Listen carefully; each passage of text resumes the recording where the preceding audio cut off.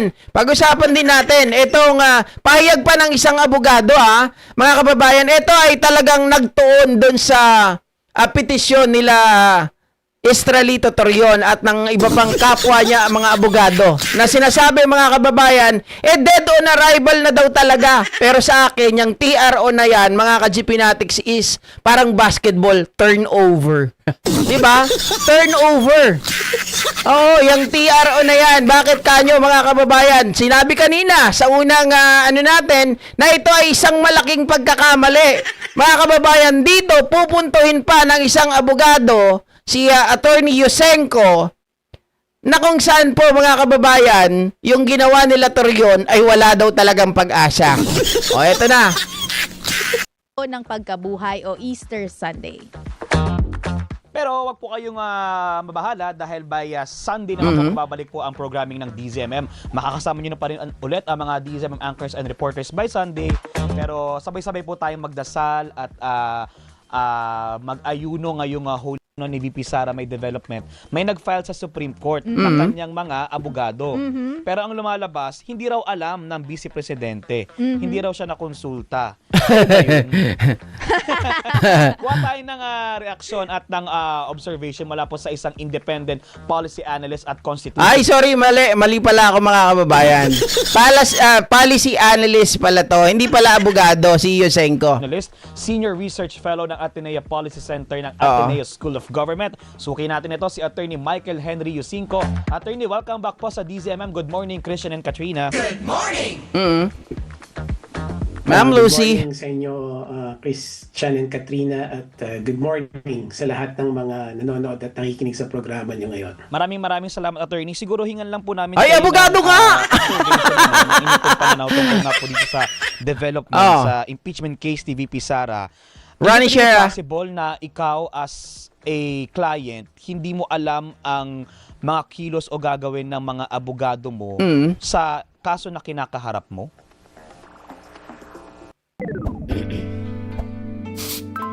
Ang patalastas.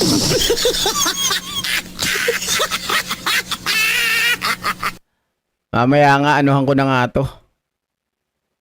Imposible, no? Napaka-irregular nun. Oo. No? So, yung petition na inakyat o hinain sa Korte Suprema ng mga quote-unquote abogado ni Vice President Duterte, which is disputable, no? If you look at the records, I think it's an abuse of misuse of the judicial remedy of certiorari. It's a misuse or abuse of legal processes, no? So turnover nga talaga mga kababayan.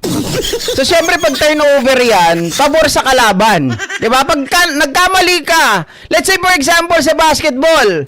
Okay, 'di ba? Hawak-hawak mo yung bola mga kababayan, tapos biglang naisip mo, nahawakan na lang 'to habang naglalakad ka. Hawak-hawak mo yung bola, naglalakad ka ng 3-step mga kababayan dahil sobrang excited ka. Oy, akyat na natin sa Supreme Court parang sa basketball. Oy, i-shoot na natin 'to pero maglakad tayo. Unahan natin yung kalaban. O kaya tumakbo tayo. Ngayon, nag-3-step forward, mga kababayan. Hawak-hawak yung bola. Anong nangyari? Turnover. Ganito yung nangyari dito. Ibig sabihin, sobrang pang-aabuso daw ito, mga kababayan, yung ginawa nila. At saka, sabi ko nga sa inyo kanina, malaking pagkakamali, yung kanilang mga drama na walang ginalaman dito si VP Sara Duterte. Although hindi tayo naniniwala talaga doon mga kababayan, pero kapag batas ang pinag-uusapan, dahil nga inamin nila na walang ginalaman si VP Sara Duterte, sila po ang nalagay sa alanganin. Diba? Walang ginalaman eh. Bakit ka magpa-file ng petition for certiorari? Ikaw ba yung dito, subject matter? Sabi kanina mga kababayan, hindi naman ito usapin ng disbursement. Para gamitin mo yung tinatawag na taxpayer suit. So mali yun. Hindi, hindi regular yon yung ganyung mga pangyayari. Opo, at itong mga abogadong pinag-uusapan natin, hindi lang sila basta mga abogado, mga kilalang kaalyado rin po siya ni VP Sara. Although we understand na hindi naman talaga sila parte noong legal team mismo ni VP Sara. Yes, as it appears now, Christian, they do not represent Vice President Duterte in the petition, right? And yet, yung petition, yung subject matter ng petition relates personally to Vice President Duterte. So, nakikita mo na dun yung irregularity, di ba, na merong mga petitioners, ang pinag-uusapan nilang bagay dun sa petition nila ay Ang dahilan nga dyan, narinig ko kahapon, itong si Attorney Torion, ang dahilan daw kung bakit mga kababayan nag-file sila ng certiorari before the Supreme Court ay dahil binoto daw nila si VP Sara Duterte. And ayaw daw nila, mga kababayan, na ito ay matanggal sa kanyang pwesto. Na nakikita naman daw nila ay talagang pamumulitika lamang ang ginagawa ng mga kongresista, particular na ng Committee on Justice. Dapat nga daw, etong si Jinky Luistro, mga kababayan, ay mag-inhibit na. Yan ang kanyang pahayag doon sa isang interview. Hindi ko alam kung DZBB ba yun, pero narinig ko yon, mga kababayan, na yun ang talagang binabanggit ni Torion. isang tao na walang connection sa kanila, technically correct. speaking, when it comes to that petition. So para bang sinasabi dito, attorney, akala nila smart sila, 'di ba? Pero ang totoo, mga kababayan, kung sa chess pa, wrong move. 'Di ba? Wrong move. Mali 'yun. Yun ang talagang maling-mali. Kala mo magpapakain ka, mga kababayan, 'di ba? Nagpakain ka, oh. Oh, yung kabayo mo, nilipat mo ng ganyan. Sabi mo, mga ka-GP na, uy, makaka-steelmate ako. O, ipain ko muna yung kabayo ko. Diba? Nung pinakain yung kabayo, mga kababayan, hindi niya pala nakita, may opening pala. O, di kinain din yung kabayo niya, naubos to siya. Siya ang na-checkmate. Oh. yung ganon, hindi pwede yun eh. Hindi pinapayagan yun sa rules of court. So, that's why ang description ko is, first, it's irregular. And second, it really looks like a misuse or abuse of Misuse and judicial abuse. remedies and legal processes. So, possible talaga, mga kababayan, na mag-backfire. 'Di ba? Misuse and abuse of yung kanilang procedural remedy. 'Di ba? Kasi nga naman ang ginagawa nila dito nakikita natin kasi kung papakinggan to bakit kanyo sinasabi na ito ay talagang misuse and abuse, mga kababayan?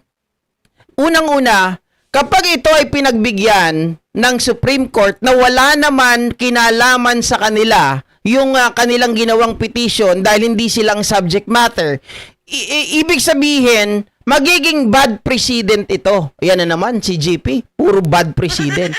Siyempre, mga kababayan, usapang batas.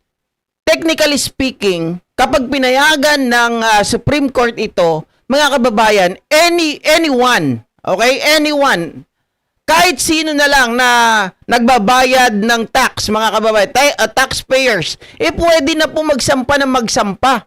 Kapag gano'n, na kahit wala naman, kahit siguro ikaw na nanonood dyan, ako, kayo, mga kababayan, di pwede na kayo na mag-file ng motion for certiorari. Diba? Kahit wala kayong kinalaman kay VP Sara Duterte.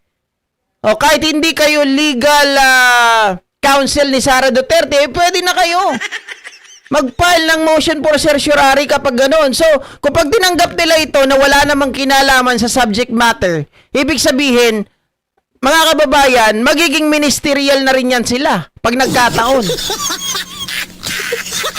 Diba? Pag naging ministerial, tanggap lang ng tanggap. Wala na silang, wala na silang harangan. Oy, stop muna, hindi kayo pwede mag-file. Mga kababayan. Diba? Hindi ganun ang gagawin nila. Kapag pinayagan nila to sa mga susunod na may magpa-file, tanggapin na lang nila ng tanggapin yan. Wala na silang magagawa. Kasi sasabihin ng mga nag-file, bakit ayaw mo kaming tanggapin? Bakit ayaw nyo kaming i-entertain?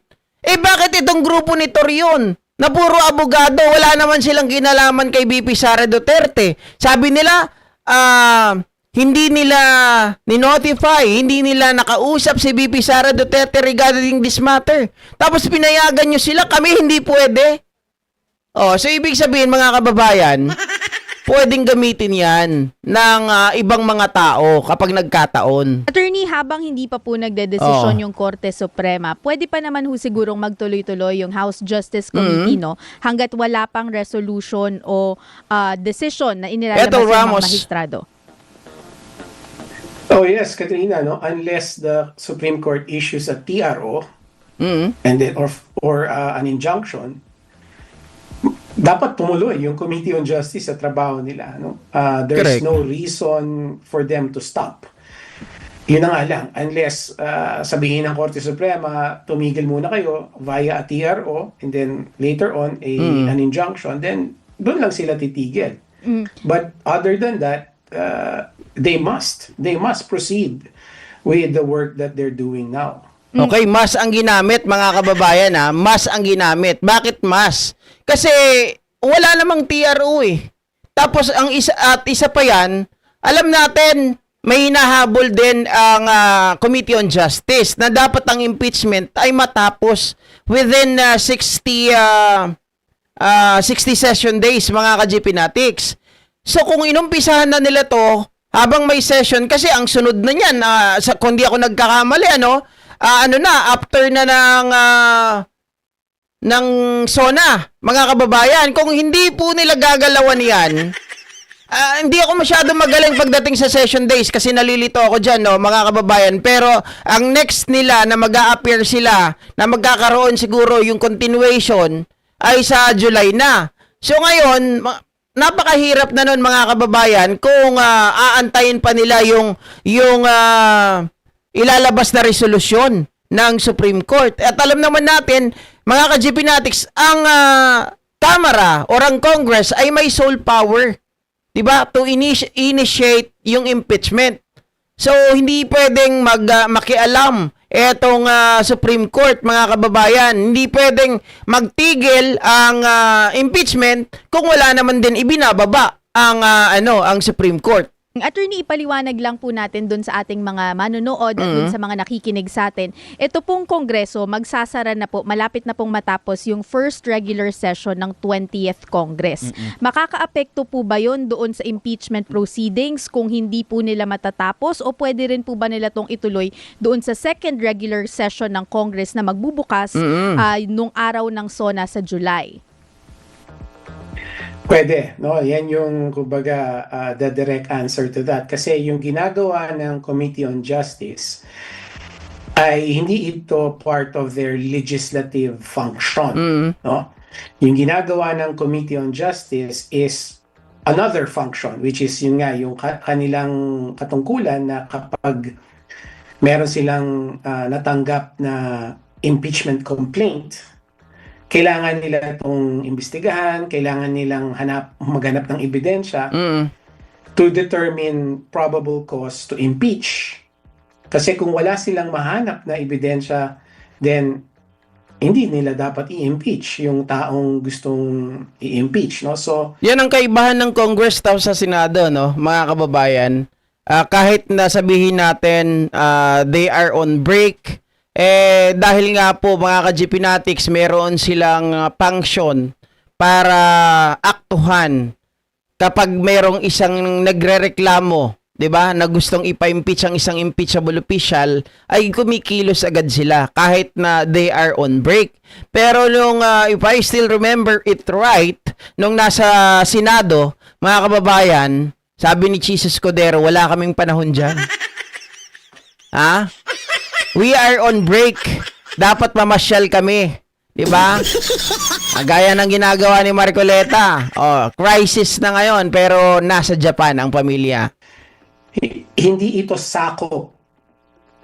Kumbaga, in simple terms, itong trabaho nila, hindi ito sakop doon sa sessions na pinag-uusapan natin when it comes to the legislative function of Congress.